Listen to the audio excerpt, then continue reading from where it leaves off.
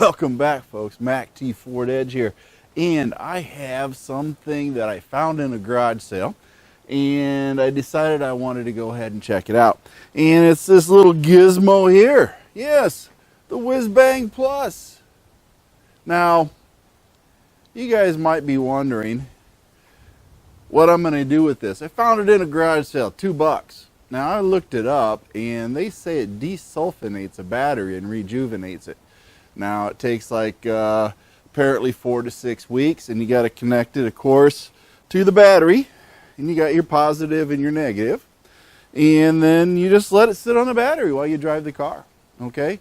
Now, I wanted to test my battery. I got a Motorcraft battery here. It's about 3 years old, if I remember right, and it's starting to drop in the cold cranking amps. It's down to about 624 cold cranking amps from the 650 that it was originally designed to put out. Now, we all know that when you get them brand new, they're going to be rated at 650, but they put out more than 650. So, is this battery heading south?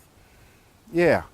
Will this make the cold cranking amps go up and the voltage go up? So let's go ahead and see what the cold cranking amps are and the voltage, and then we can see what it'll be after I run this for about a month and see what it does. Does it rejuvenate the battery, or is it myth? Fact or fiction, right? Does this thing work, or was this $2 that I spent at the garage sale a total waste of my money and just a waste of time? Okay. So we're going to go ahead and try this out. But first, let's get the documentation for reading what the battery is today. And today is, of course, the 22nd of January 2017, to document the fact when we do it. And then we're going to go ahead and test it out and see what it does.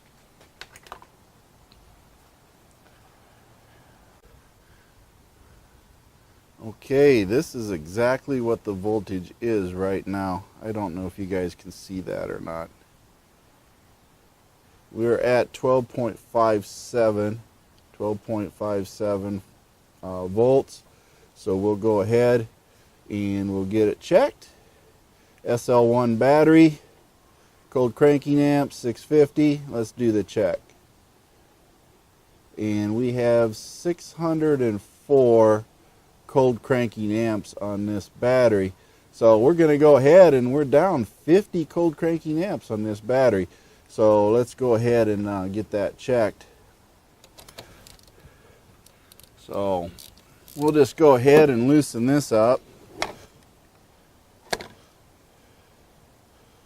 We'll go ahead and hook that up right there. We'll tighten that right back down.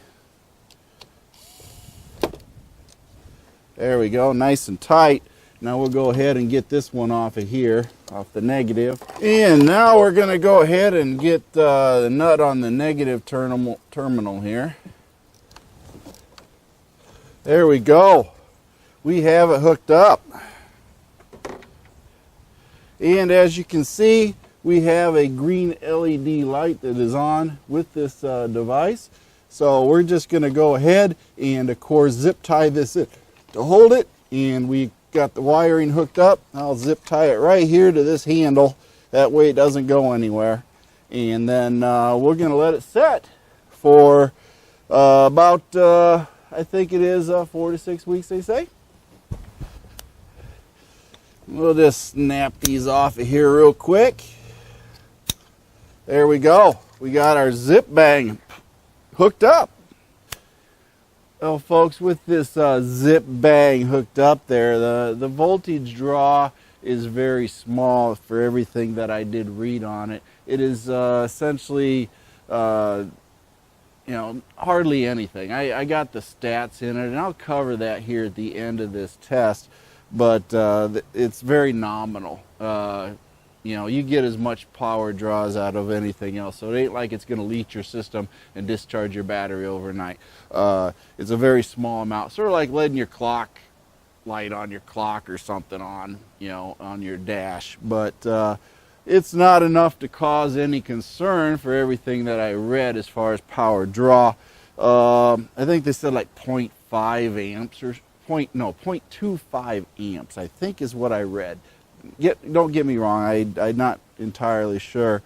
But we're going to give it a shot and see whether or not it rejuvenates this battery after a month. And I'll check it about once a week to see where it's at. But with this being a daily driver, driving all the time and a lot of idles, I'm sure it's going to have enough charge on the battery to maintain everything that's going. But I'm really curious, do the cold cranking amps increase? It will be an interesting thing, won't it?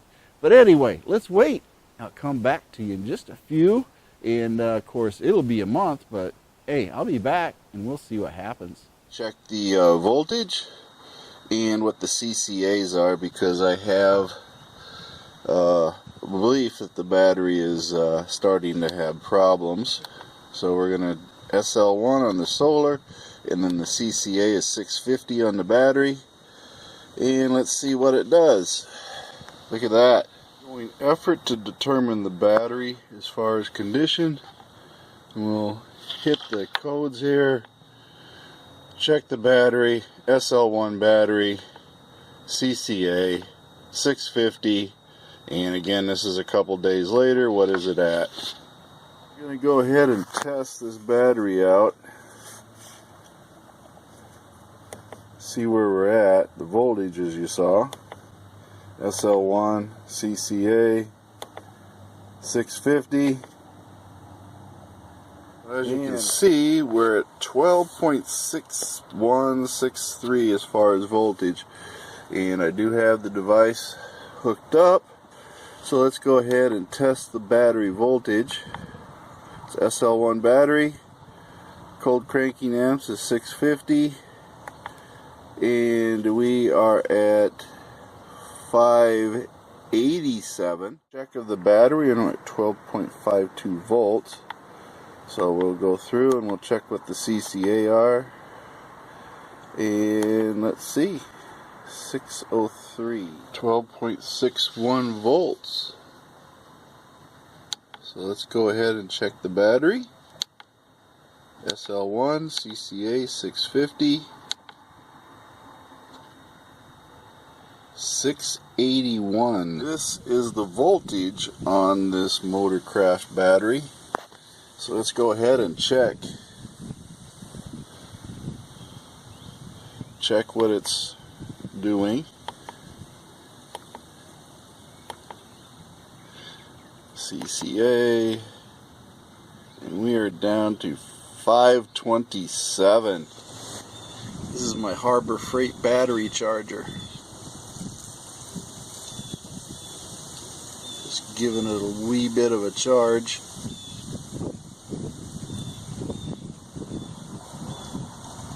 I guess it sets that way and it'll drop down again.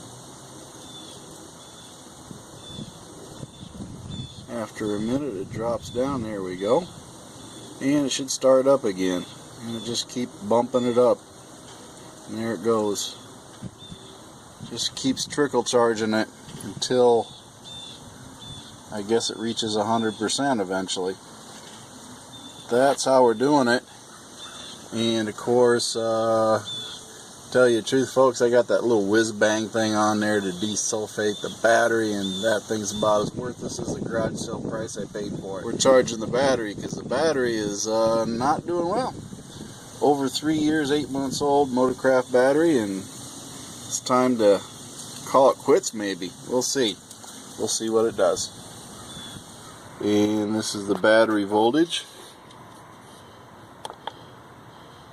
We're going to go ahead and check the cold cranking amps. And this is what the cold cranking amps are rated for the battery. And we have 553. So this is after it sat all night, after a charge for 6 or 8 hours. And of course, that is what we got. And the light says that the battery needs to be charged. Back to you here, folks, and I am buying a battery at Menards, and it looks like I'm going to be getting the Exide Edge AGM battery for my wife's Edge, which is blueberry. It has 3 years and 8 or 9 months on it, and it's been having problems. So I'm going to go ahead and put a new battery in it. That way I don't have to worry about any calls or anything else that it won't start, just because prevention is worth a pound of cure, right? So we're going to go ahead and I'm going to buy this battery. So let's check it out. Of course, I did look it up, and it is an AGM Edge battery, and it is FP AGM 65, and that is the battery that, of course, I do want to buy. So I'm going to go ahead and buy this, and it's $169 plus a core charge, and I don't have the core with me, so I'm just going to pay for the battery and probably bring it back later maybe. But we're going to go ahead and get this Exide AGM battery and install it in my wife's Edge. Got it loaded up in the truck, so let's take her home and install it. Decided to go ahead, and since members don't really have, you know, the want or desire to buy a $300 battery for their Ford Edge, I thought I'd drop down into the Menards store and see what they had to offer, because there's a lot of Menards everywhere you go, and along with auto stores and stuff. Menards does sell car batteries, marine, utility, everything else. So I happened to see they had an Exide battery with the name Edge on it. So I went ahead and got an Exide Edge AGM battery. I think total cost out the door, including taxes, was about $186. One good thing about this battery is that it is warranted full replacement, no prorated, for 48 months. Okay, so it does also come with a free jump start service, I think, for up to 2 times. They'll pay up to $60 for whoever jump starts you that's in the network that they provide the information on with the battery.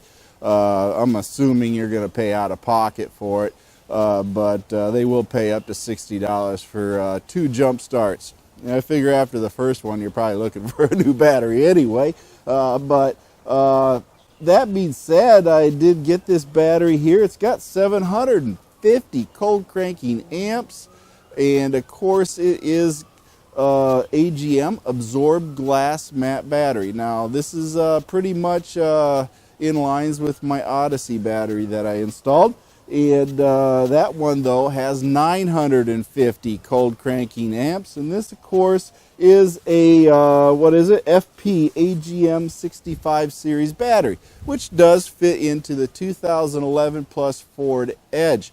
Now those of you who are on the 2000 through 2010 Ford Edge, you're out of luck. You cannot throw this extra power 65 series battery in your Ford Edge, unfortunately. So just keep that in mind when you're shopping for your battery for your Ford Edge on the first gens. But the 1.5 can handle the 65. Even if you have a smaller battery in it, you can toss a 65 in it because the tray is large enough. Rather than waiting for the phone call from my wife that the battery is dead, I will jump ahead of this battery and replace it. That way I don't have to worry about it dying. Now, first thing I have to do, of course, is get this battery off of here, and I got to pull these bolts off of here, and I got this whizbang on here, so I got to get rid of that piece of garbage too. Now we go ahead, and it takes an 8mm for this little hold down. That off of there.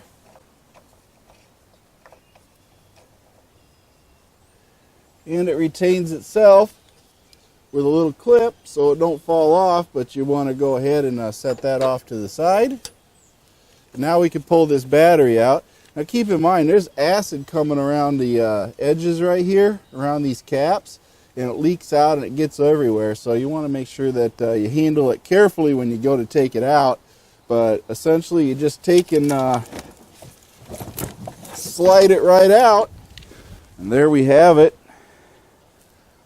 49.6. So we'll go ahead and put the Motorcraft on it when we get it out and weigh in comparison to what this AGM battery weighs. There we go, weigh the Motorcraft battery. 42.6 pounds.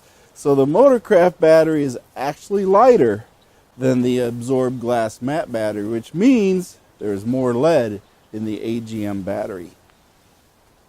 The same way we took it out, we're going to put it back in. We just slide her right back into position.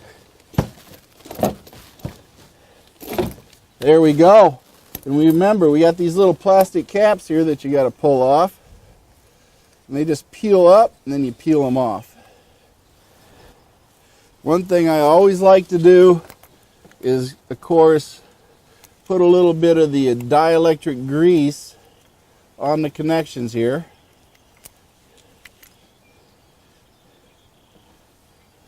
I spread the dielectric grease around the post.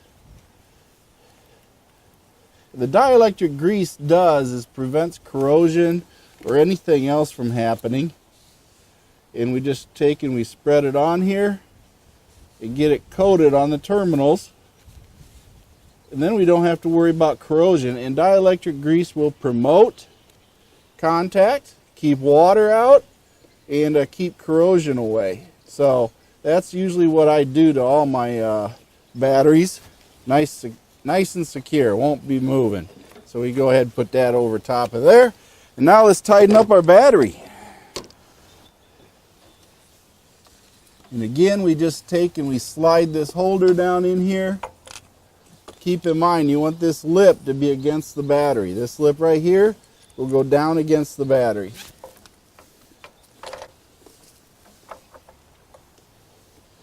Get it started.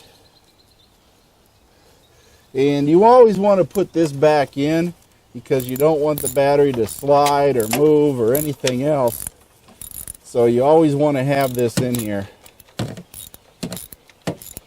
That way the battery doesn't bounce around and cause damage or contact with anything, and is nice and secure. There we go. Battery's not going anywhere. It's nice and secure. Well, that's it, folks. I got the battery inside the Ford Edge, and it is an Edge battery, and it just so happens it nearly matches the nice blue color of my wife's Ford Edge. So good complementary battery to it is an AGM battery. So I guess y'all want to know, does it start, Bill? Well, I guess we will only find out if I go in and start it. But we'll see.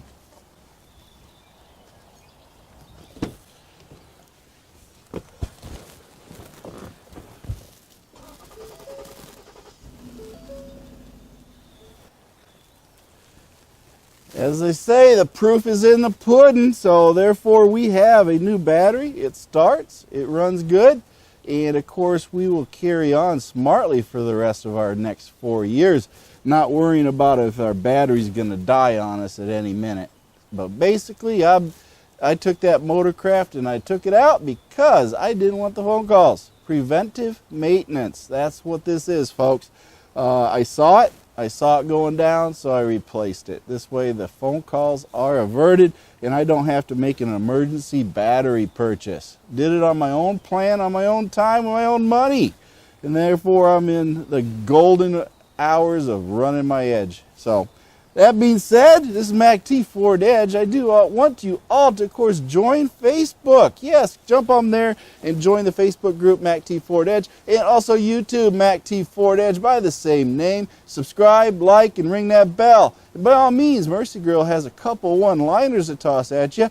And last but not least, my feet hit the floor today and I'm having a great day, and I want you to have a great day too. And then of course some maybe raw footage, other video, and some great music following this.